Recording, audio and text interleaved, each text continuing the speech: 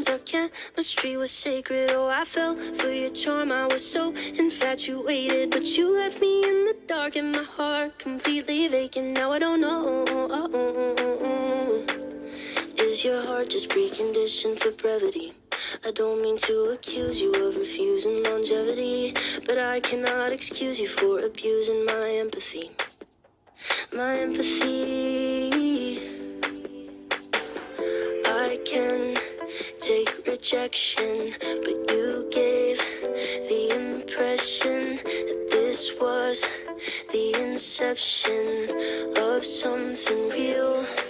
The way you felt in my arms, our chemistry was sacred. Oh, I fell for your charm, I was so infatuated. But you left me in the dark and my heart completely vacant. Now I don't know how you could look me in the eye and tell me that you love me when you knew it was a lie. I was headed for Kentucky when you called to say goodbye. How did I not see it coming? Now I don't know. Maybe I'm the one to blame. I have a tendency for always ignoring my brain when it says to me that someone's been manipulating my empathy. My empathy. I can take rejection, but you gave the impression that this was the inception of something real. The way you felt in my arms, our chemistry was sacred. Oh, I fell for your charm, I was so infatuated. But you left me in the dark and my heart completely vacant. Now I don't know how you could look me in the eye and tell me that you love me when you knew it was a lie. I was headed for Kentucky when you called to say goodbye. How did I not see it coming? Now I don't know.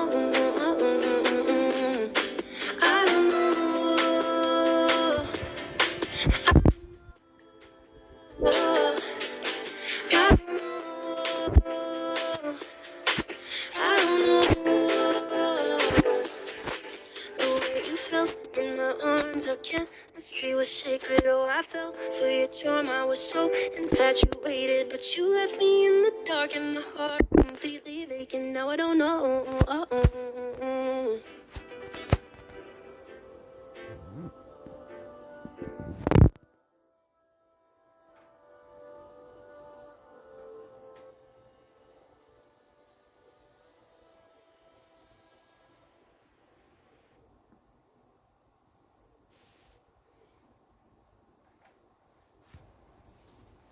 Dropbox makes remote collaboration simple.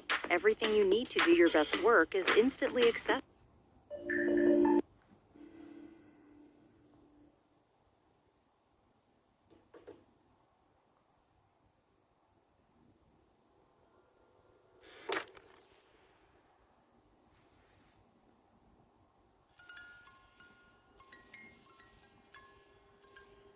All right. Tonight, I got a tale for you about sirens. The Greeks imagined them to be part bird, part woman. In Anglo-Latin culture, half woman, half fish. Top half woman. Doesn't really matter how they look, it's their voices you want to watch out for. Singing songs so beautifully, they lure sailors to a watery demise. Let's begin. The call of the sea calls many indeed, for reasons quite varied and wide. The seasick cabin boy pondered on this as he vomited over the side. For what reason had he to be out at sea on this bitterly cold starlit night? Well, he was the lookout, and look out did he, lest the ship's bow be dashed by the ice. Still a young mind can wonder, and wonder it did, on money and women and beer. Then a feminine voice emerged from the sea, and the song landed sweet on his ear. Come to me under the waves, and let my embrace keep you warm. Take a look over the side of the ship, and gaze at my beautiful form.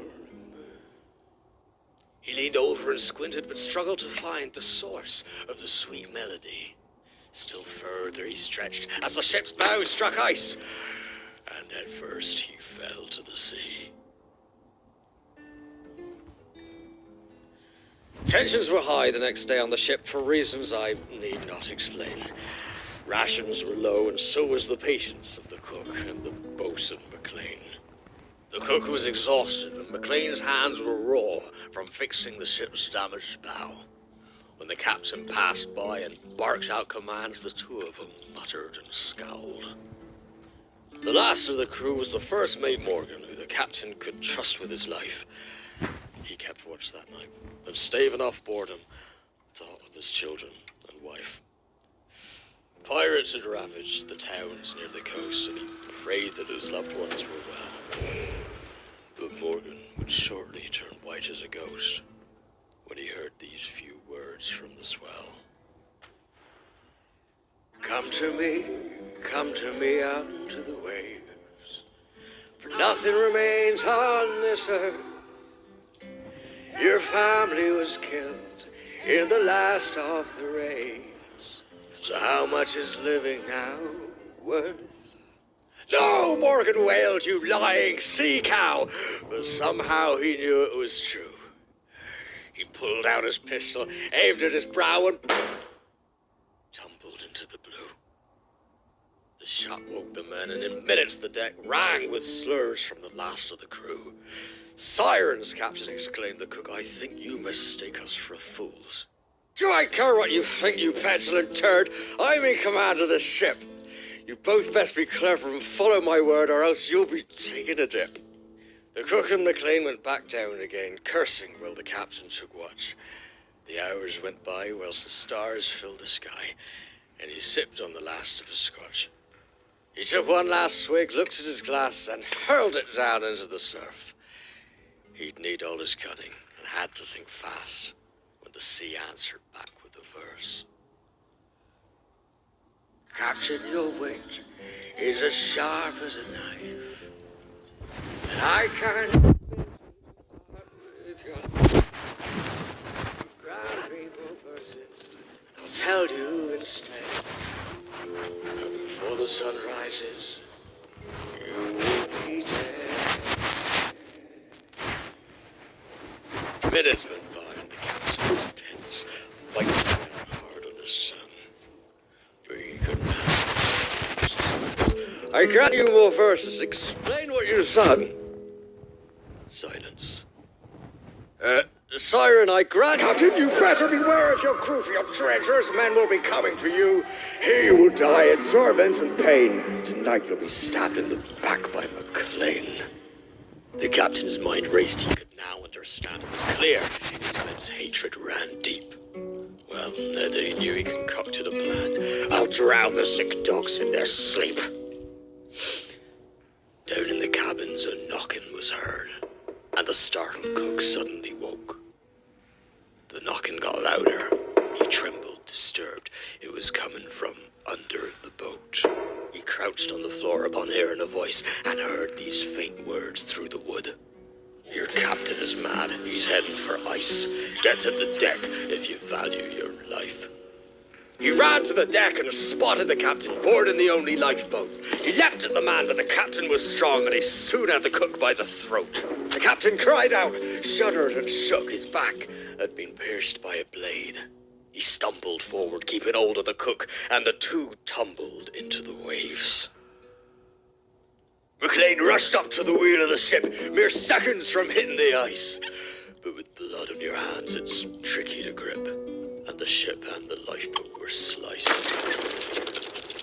The water rose fast. It was bitterly cold, so freezing he quickly went numb. And just as his body was leaving his soul, he thought he heard somebody hum.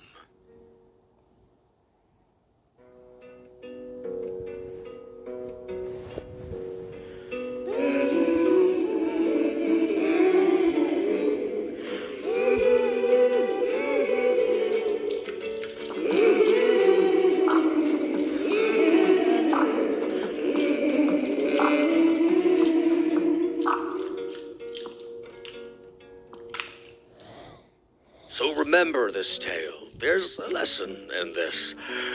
For men who are foolish and young. If a maiden seems willing, but smells like a fish, 'tis best if ye don't take the plunge. There you are.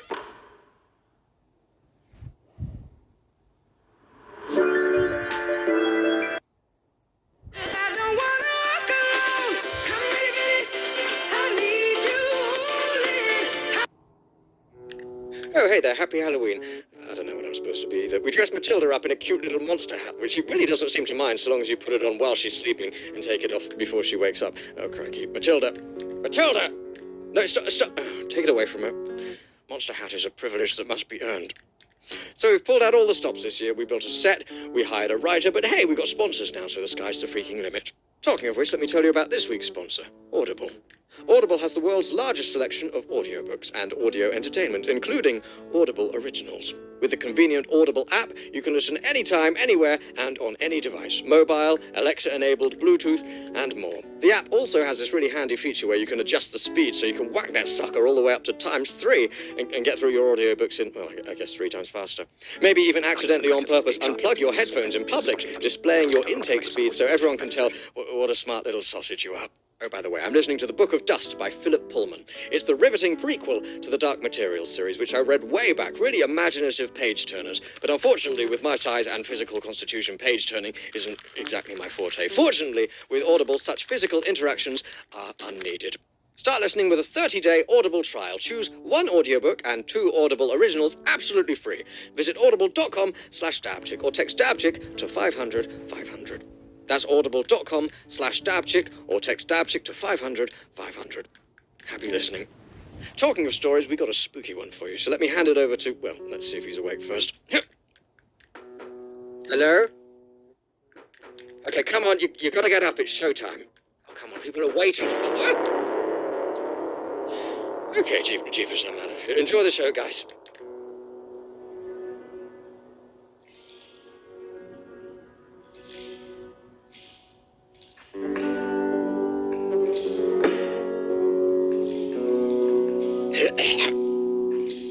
Oh, hi there.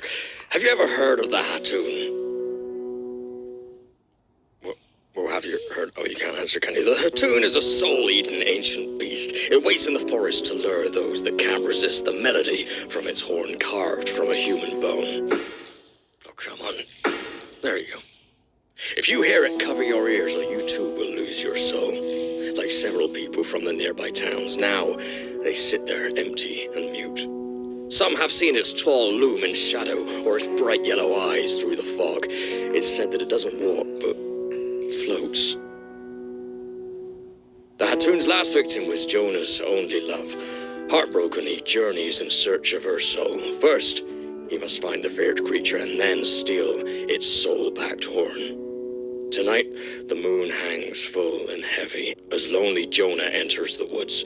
Hattoon, give me back the soul of my beloved one. But there is only silence and darkness. Jonah searches until, exhausted, he falls into a deep sleep. Suddenly, the sound of a soft whistle. Jonah awakens and sees a shadow in the low light. Jonah, my love. It's the voice of his wife. Through the trees, he follows his darling's call, which slowly turns into an echoing melody. He covers his ears, but then listens again. The song draws him in. Where are you, my love? He cries out. The melody turns into a screeching, diabolical scream. Jonah wakes from his daze and covers his ears, but it's too late. Shadows shaped like long fingers advance towards him. A trembling sound like a train filled with the cries of 1,000 souls. Jonah runs, but the sound gets louder. He stumbles and falls. The shadows crawl up his face and open his lips, slowly pulling out his nebulous soul. Jonah's horrified scream turns mute as the last bit of soul leaves him. The shadows are sucked back into the forest, disappearing. Behind lingers Jonah's wife's voice. Jonah, my love. He gives chase, knowing it won't be long before he'll forget who he is. Jonah's body runs to the edge of the woods. There, by the cliff, he sees the creature hunched over, as if hibernating after its feast. It doesn't breathe, it whistles. Under its dark robe, its spine moves up and down like an accordion. Jonah steps closer. It smells rotten. Even closer. His face is covered. He slides the horn out from the creature's grip. Then, he pushes the beast towards the edge of the cliff. It awakens with a groan and holds onto his sleeves, and it looks at him. His face is that of a condemned man, gaunt with blood-dripping lips and dry, stiff flesh. A broken man, but a man nevertheless. His bleeding eyes blink, and it sounds like cracking eggs. Jonah pulls back. The creature falls effortlessly and disappears into the gorge.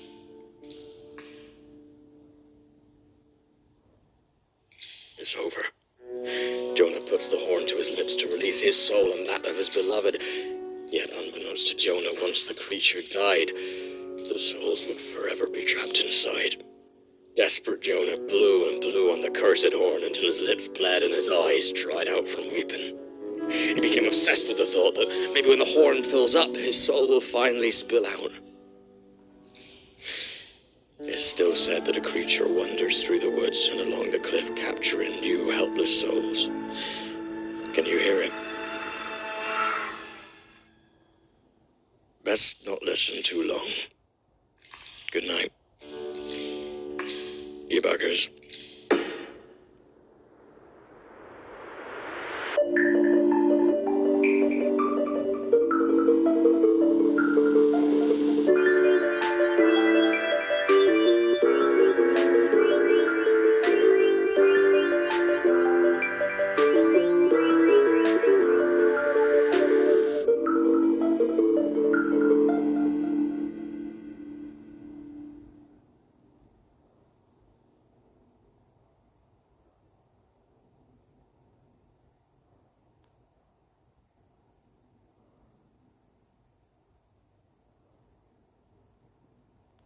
I think it's just a case of moving it really, really gently, which is quite tricky because it's not really a smooth circle because it's made up of these wheels.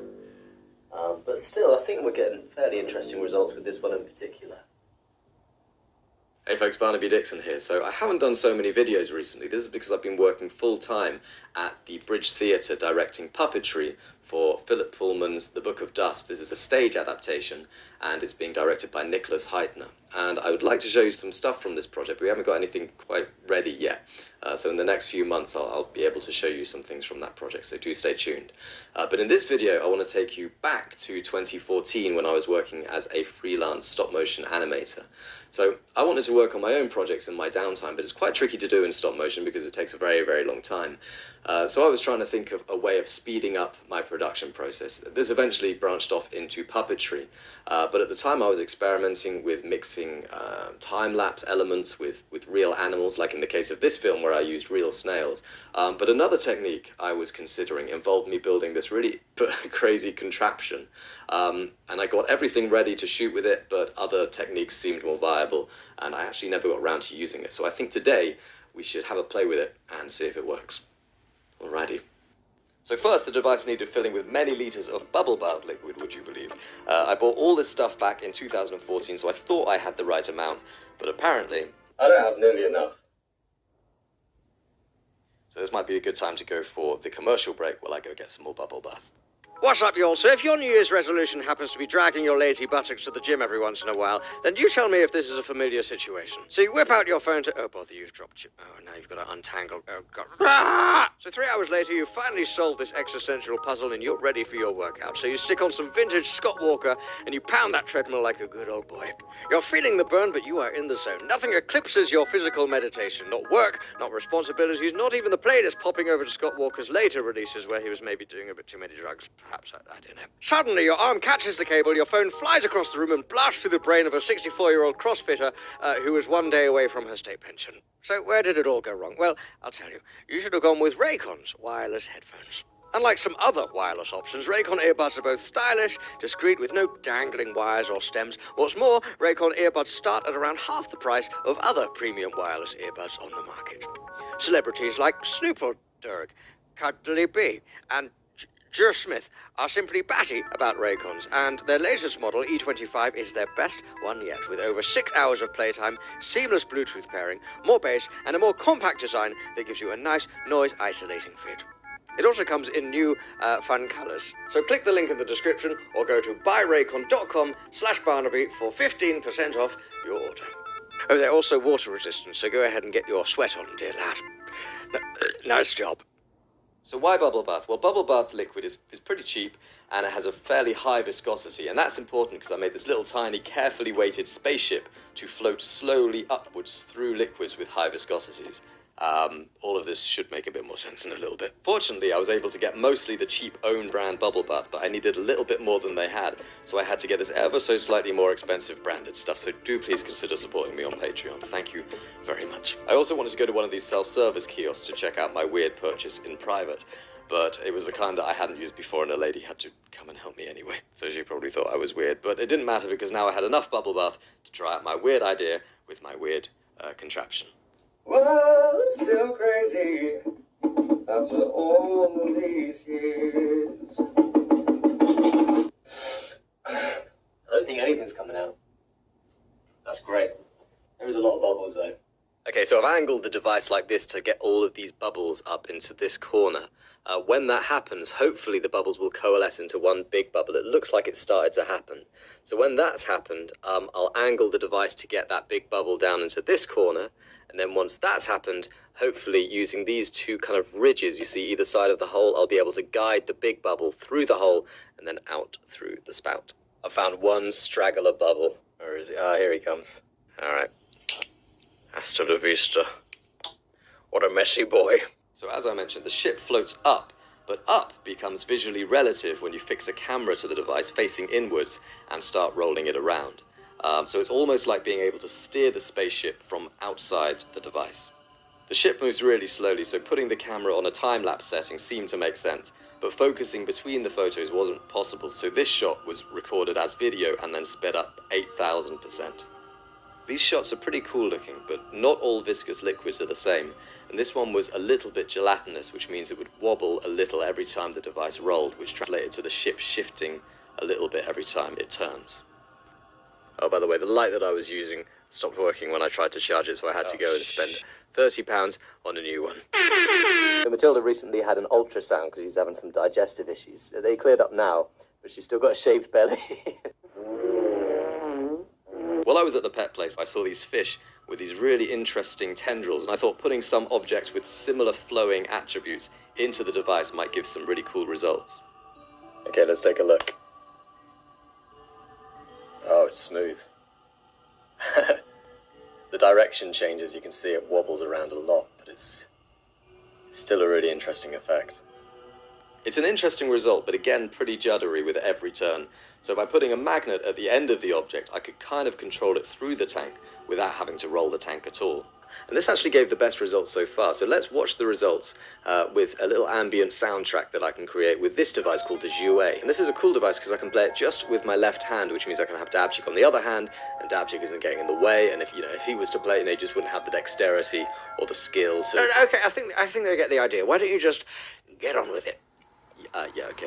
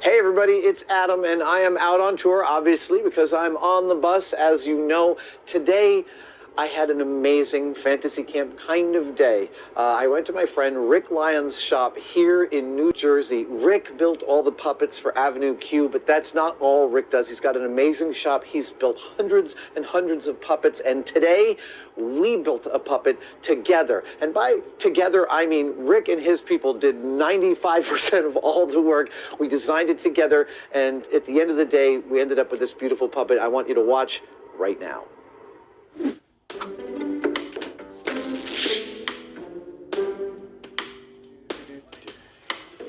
Good morning. Oh, you got your lid on. Excellent. That is a great hat. Here's the walk of shame. The trophy section. Many of this is familiar. I was going to say, much yeah. of this will be familiar to you. And then, oh my gosh, heads everywhere. And this is, and of course, you have to have racks to put the puppets on because, of course, you know, they're all soft materials. They don't store well. No, storing is, you know, gravity is their worst enemy. Yeah. So putting them on racks is actually their best destiny. Some of these are puppets that were retired from Avenue Q, and so they're here just as like shop reference puppets, and then the rest of them are from various and sundry things like commercials and foreign language videos that I did and stuff like that. You know, when I first made Avenue Q, you know, who knew it was going to have any kind of future? Right, and right, all the fur was just from jobbers, and you know, I was like, all I had was enough to build a couple, and then suddenly we're like, oh, we need 30. Yeah, and I'm like, wait a minute. well, let me try to track down the manufacturer. Oh, they went out of business 10 years ago. Yep. So I had to actually have a run of Trekkie's fur custom made and a run of Kate's fur custom made. Oh man. Hi, Adam. Nice to see you. Thanks for coming. One of the brilliant things that, you know, Jim Henson and his people came up with, or were very conscious of, which is something that I've tried to maintain in my work, is the idea of sympathetic movement, which is like movement that happens without necessarily being motivated by you. That just like that's why the ostrich feathers are such great, because there's, even without him doing anything, there's movement. And even if I just turn his head, there's like, you know, there's residual movement that sort of keeps happening. The Cookie Monster's eyes. Exactly, that sympathetic movement that just sort of keeps on going. That's one of the things, you know, it's like the fingertips. One of the things I love about Trekkie Monster, because he's got this long fur, is his fingertips. He does, there's you know, a lot going, right. You know, my finger just going like this motivates this whole sort of wave that happens with the fur on his hand. Yeah, it's those are the kind of things that you look for when you're making a puppet. You know, little stuff that can sort of amplify, you know, what you're doing and complement the movement. You know? Right, exactly. But it's also a good place to start with. It's just so simple. Incredible. That's, I think, you know, one of the interesting things about puppetry is that it can be so simple. This is something that the Henson Company developed. Have you ever seen these? I have. I have. It's an amazing. Yeah, it's so simple, but it's just like that's sort of like all you need to have to have a puppet. You know, it's so interesting because puppets are, of course, you know, they're like reductions, they're abstractions, they're symbols. It's so interesting to me that like just that the human brain is so programmed that somehow just two spots of black somehow we recognize that as an eye. Yeah. You know, and then you got, that's of course the brilliant thing about, like, you know, what Jim did with Kermit, is that Kermit is basically just a sock puppet. I mean, he's so simple. He's something that Jim's hand had direct force on. Yeah. There's almost no barrier between, well, there is no barrier between Jim's hand and Jim had the large fleece. hands, am I right he about had that? big hands, right. The Kermit replica I have is padded. Yeah. And I recognize from reading that padding is mirroring what Jim's hand would actually do. When I doubled for Jim, I wore a glove. Really? Because my hand was just a little too small. I mean, Kermit was so made for his hand. Yeah. So what do you want to do today? You know, I want to craft a character with you. All right. And you know, I don't have any real preconceptions. I'm particularly fond of Animal and of Gonzo. The Animal and Gonzo are my two favorite Muppets, and they're really like my two spirit animal Muppets. Animal's the id, and Gonzo is absolutely like the unabashed intellectual dive into performance art, right? Right. While I understand, so I'm feeling like eye mechanism is something I'd like to put in. I have no idea about head shape or whatever, and I also have this idea that a character I'm interested in. I keep on redounding to the idea that they're somewhat alien.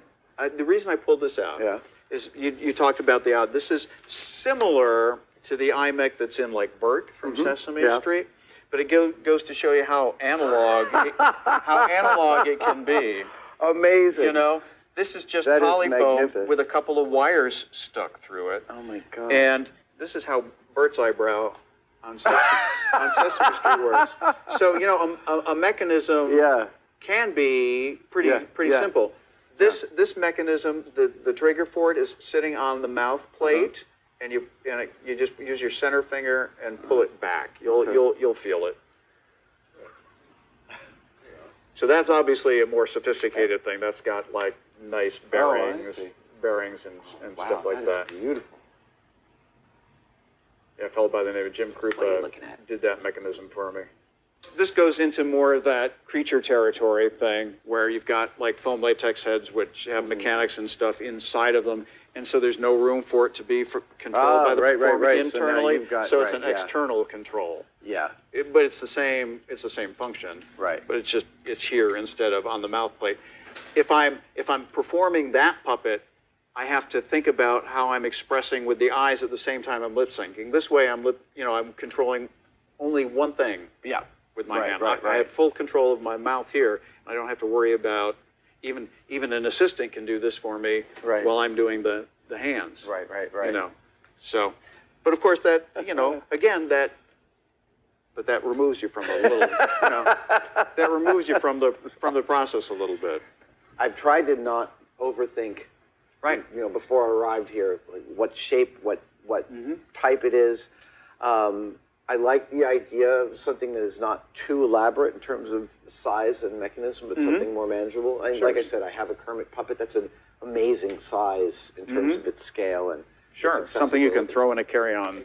And another thing that I was toying around with was teeth, like the ability to see the teeth.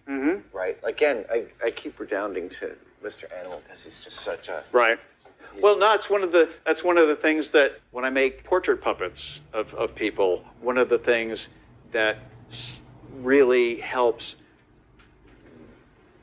set them off from just like a Muppet puppet is teeth. It's one of the things that's a nice surprise, you know. If you just like in the history of puppets, if you look around at puppets, there's not all that many that have teeth. So teeth are a nice addition, definitely. So one of the things about, as I said, one of the things about this kind of puppet is that obviously the dominant feature is their mouth, because that's what's moving. So one of the tricky things about mouth puppets is you got to make something that hinges. Right. That's why, I mean, if you look at this variety of shapes like Animal or Kermit or Gonzo or any of the ones over here, Kate Monster, Princeton, Trekkie Monster, the mouths are still flat because that makes the most successful. You can sort of camouflage that straight line with hair and additional foam pieces and stuff like that, but the most successful mouths are ones that will hinge and that have flat, what I call mouth plates. Yeah, that totally makes sense. All right. So, I mean, you can have a puppet that has a mouth like that, but that you know, serrated, whatever. But still, within that limitation, there's still, you know, a variety of ways you can approach. Now, do you see this thing as being a thing with fur or a fleece texture, or fur or fleece texture? Absolutely. I've been thinking fleece texture, but I've also loved the fur. I'm you know, I have a Chewbacca costume. I love the fur. Well, fur is a lovely. The nice thing about it is it's got so much texture, and like I said before, it's got that certain amount of sympathetic movement. There's movement sort of that amplifies what you do. So if you want to go with something furry like that, then that's a choice. Obviously, the long things move around a lot. This guy is speaking to me. I like what's happening here. Do you like thin? You like tall, skinny, fat? Are you thinking about a rod hand like Kate? Absolutely rod hands. Okay. Yeah. 'Cause that's the nice thing about that is that you're completely independent. Yeah. You know, to have a puppet like this, like Trekkie or Nikki here, you really need that second puppeteer to fully realize, I love the rod realize hands. the character. The Kermit that I have has 2 rods, and I have become fairly adept at playing with both of them and getting him to do his. And so when I see this size, I mean, I'm seeing, you know, I see that's my hand fairly contained. Do you like bellies? Do you like is he like a golf club cover? Is he just straight? I think maybe he does have something a little with bit form. Of Well, that's nice because that's a nice compliment to the top. Do you think that you want somebody with So I recognize an iMech on that can be devilishly difficult. Well, yeah, you don't have many options. It's going to have to run down inside. Let's say no to an iMech. Okay. That simplifies it radically. Okay. Now, what about this mouth? Do we, inside the mouth here, do we have tongues? Is this an alien with teeth? I think we do have tongues, and I think we do have a little bit of teeth. Has he got like a continuous line like Lucy, or are they individual chompers? think they're a little more individual chompers. All right. So there's some detail. Yeah. Do you like... And I love the tongue in the uvula. Yeah. Do you see a particular color that you like?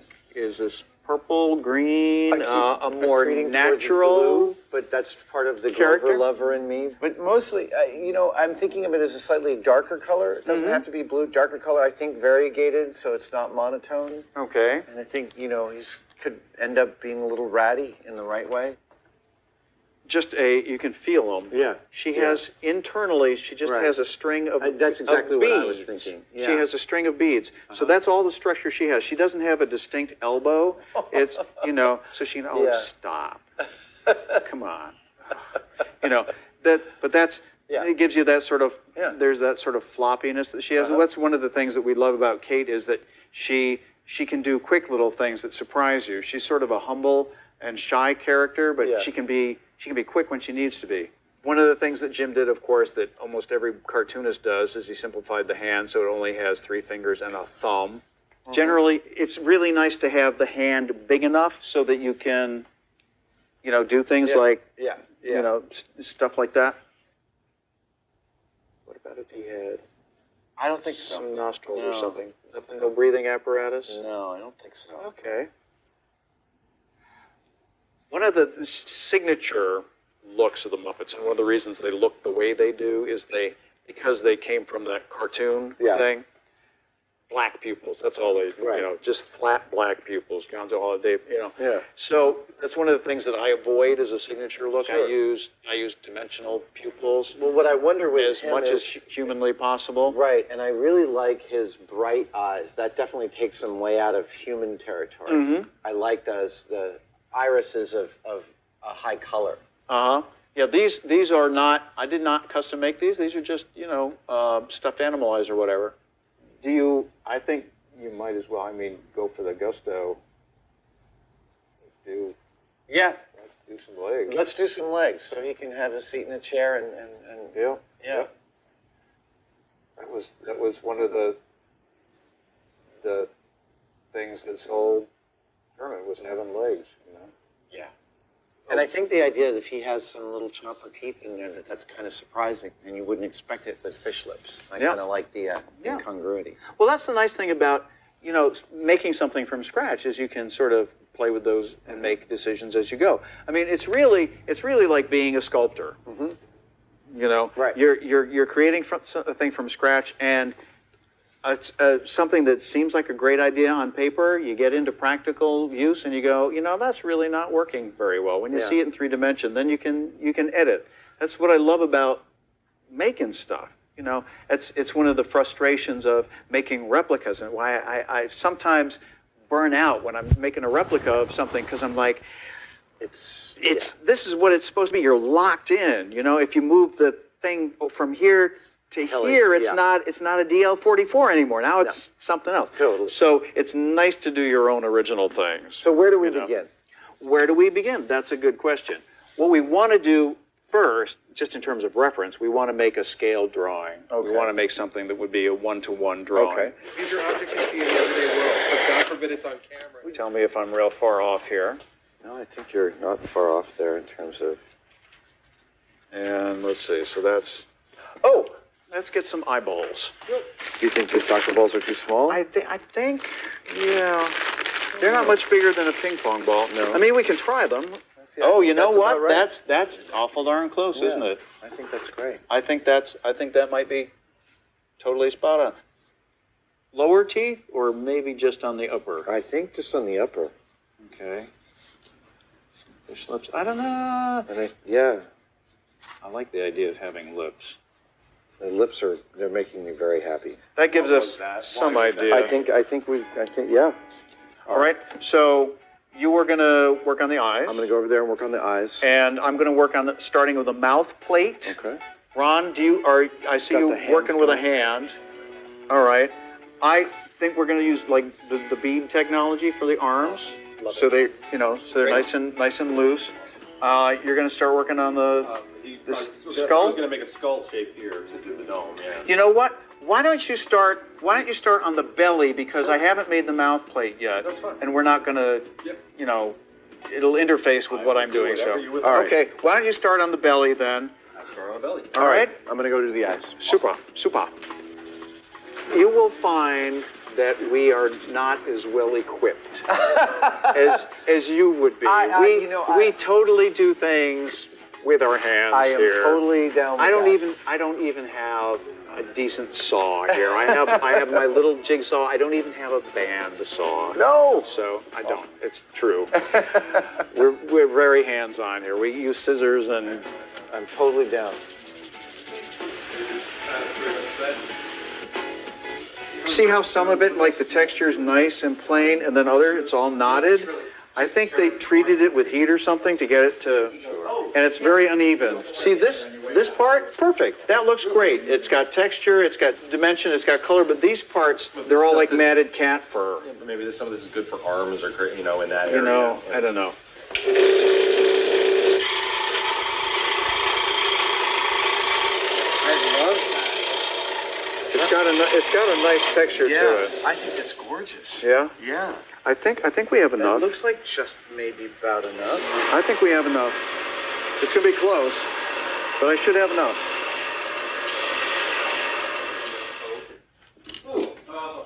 And the fly the fly from the fly. Also the cow. Well, right now it's been in storage, it's been in inventory for a long time. It's all just kind of smashed, and I'm just gonna use some blow dryers, and not to change the texture, but just to loft it up a little bit, because it's just so smashed right now. You can see the difference between the area that I did, and this looks like roadkill over here, and this has some life in it now. Everything's gonna be alright. Got a brand new lease on life. Everything's gonna be alright. When you look into your eyes. Got a brand new lease on life. Took my soul down to the water, mama. I came back a different man. Long as we got one another singing. Got a brand new lease on life.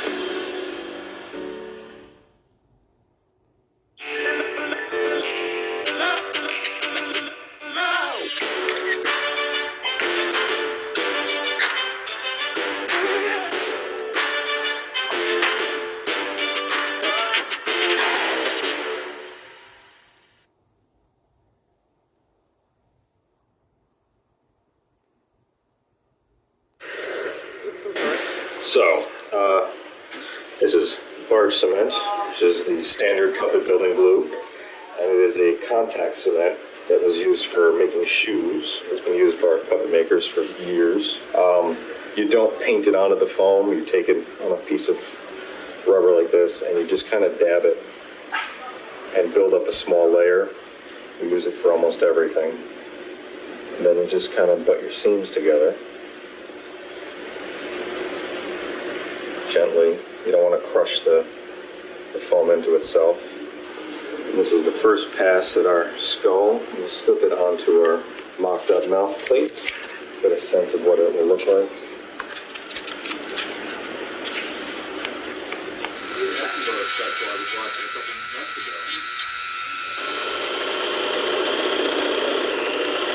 This is a tiny, just a tiny bag that's going to be where whatever that we want to do for the arm rod, it's going to go in there. And then from here, the arm will be a sleeve, muslin, and then we're going to put little beads inside, just little beads, so that it has dimension, that it has weight, and so that the arm has a nice curve to it when it bends. So it looks all kind of wiggly and fun.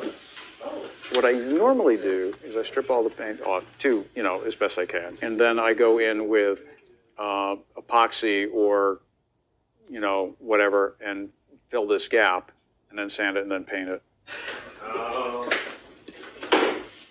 Be here all week. This is what we end up with. We end up with a set of patterns that make it possible for us to repeat a puppet. Like, here's the bottom of her brain. Here's the profile of her brain. The piece of foam that goes inside the head to keep it its shape. This is a pattern for her body, which is cut out of foam. This is the foam for her head, Cape Monster's head. You can see the dart that goes into the foam. So that you're not starting from scratch every time. You get a consistent bunch of shapes. It's kind of like making a three-dimensional piece of clothing.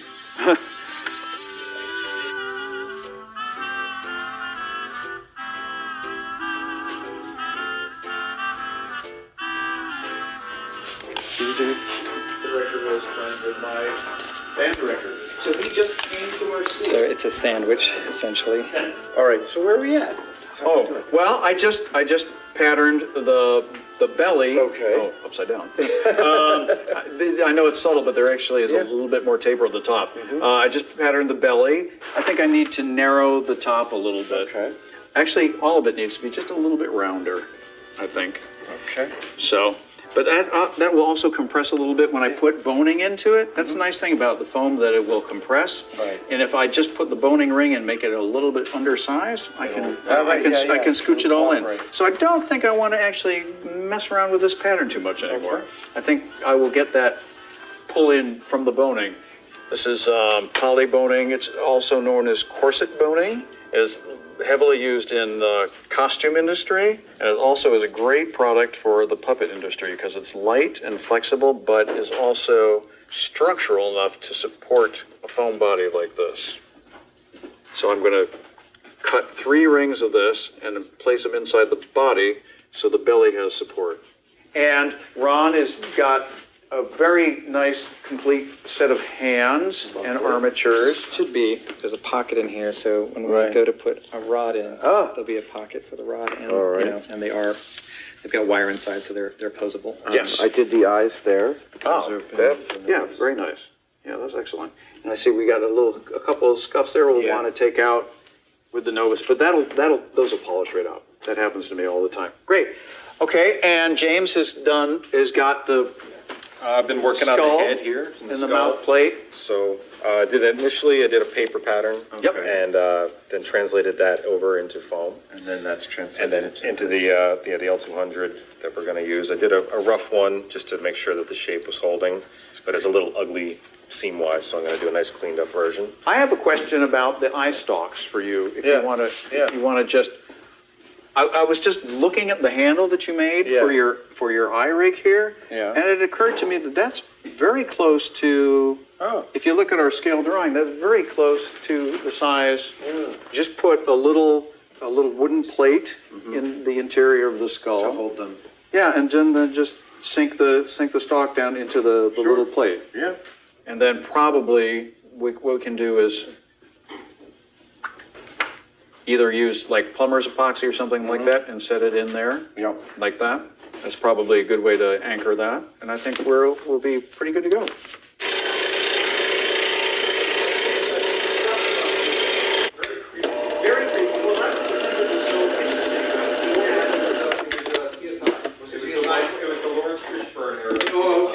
Well, so I've painted the backs of the eyes, and as I was instructed, I painted from the inside out in a yellow acrylic, and I also back painted it with a little bit of red because it matches his fur. And it's not something you'll necessarily see, but it adds just a little bit of color that ties it together. And so that is going to be the window to the soul.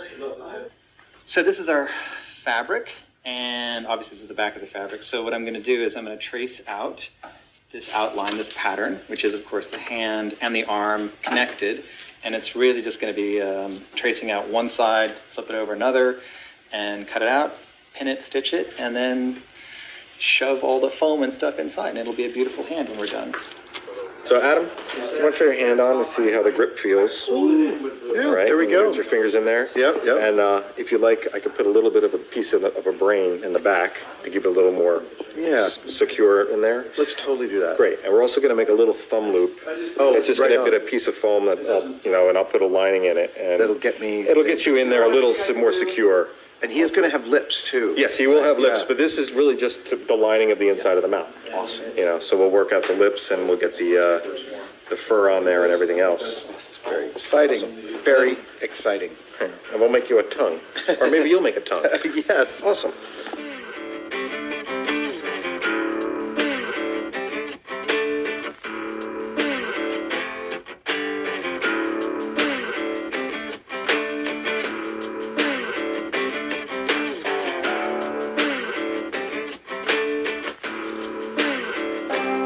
Guess what I'm working on?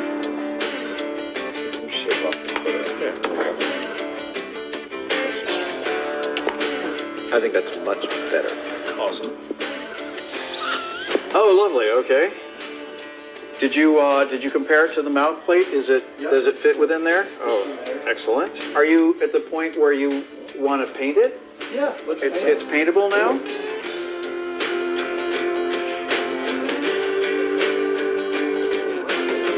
So I've taken our foam skull and our mouth plate, which has been installed, and our finger grip in here, and I have now been draping it with muslin to get the skin pattern for the head. And I'm going to take this, transfer it to paper, and trace out the head fur, and start sewing, and soon this will be halfway there almost.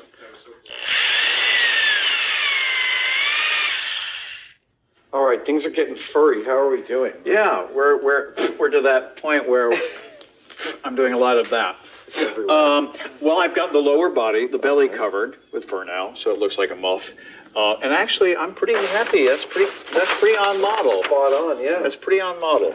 And I'm working on the upper body now in fur. What I think happened here is you can see his neck is from the sketch. His neck is really small, and I was concerned about getting your hand even up inside there. Yeah. So in my pattern for the fur, I've widened the neck a little bit. Sure. Because I just think that's going to be the hand of an 8-year-old baby. not an adult male. No. So I've widened that a little bit, and I'm going to sew that together and then attach that to the body. That's where I'm at right now. James? Well, I've been working on the head. We've got our final skull put together, and our mouth plate has been installed, and there's a little thumb loop here and a grip and a little bit of a brain. And then I went on and made a muslin pattern to drape For the fabric. for the fabric. For the fur, For the right? fur, yes. Oh, wow, this is already, what? Yeah, I move fast. What the? So since we don't have a full foam structure in here, it's just the fabric is going to give it shape to the lower jaw. Right. And what's going to happen next is I'm going to line this with glue and put the glue on the lip line around, and then I will invert this, and we will skin our character It's up. going to start to happen. And then Ron's been working on the hands very feverishly I've been over on the watching back him there. invert those. So there's a lot of fur around these fingers, but there is definition, and there is you can feel the wire look inside. at that. And I think I just need to stitch on this guy, Yeah. this part here, take the fur and stitch it around there, closed, and then you still have the pocket for the arm rod to hand come in. controller. Yep. Okay. Oh my God, that's great. Oh, those beads. That was a good Yeah. size. I think the smaller ones would have been too wussy. It gives the arm some structure. Yeah, it's got that sort of serpentine ability. Great. That's awesome. I was concerned about the fur just like totally disguising the fingers, but I think there's enough separation. I think you can see trimmed a little too Yes. later on Yeah. to get more definition. Yeah, but I think we may be happy with just the way it is. Very exciting. So then, when I'm thinking about structurally getting this in here, Yes. So if I put these plates on here, I still have to glue those plates down to this. I would use barge. Right, glue those on is fine, but glue those Yeah. to this is. Well, I am an advocate of using whatever works. But I think what we can do is if you made that half an inch longer, cut a hole, maybe not pressure fit, but cut a hole slightly smaller into this. Into the foam. Into the foam. Oh, right, and get a little structure. And then around it'll it. have that little bit of a peak. All right. Yeah, like Elmo on Sesame Street, he's got a plate he's got a his head. plate inside his head, and his eyes are mounted on stalks similar, and they fit flush down onto the foam, and actually crush in a little bit. But there's just like a half-inch piece of wood right on the inside. I don't know that we have room for. We may not have room for it in this because he's so small. but I think you could probably get those right into the foam, and they would stick just right.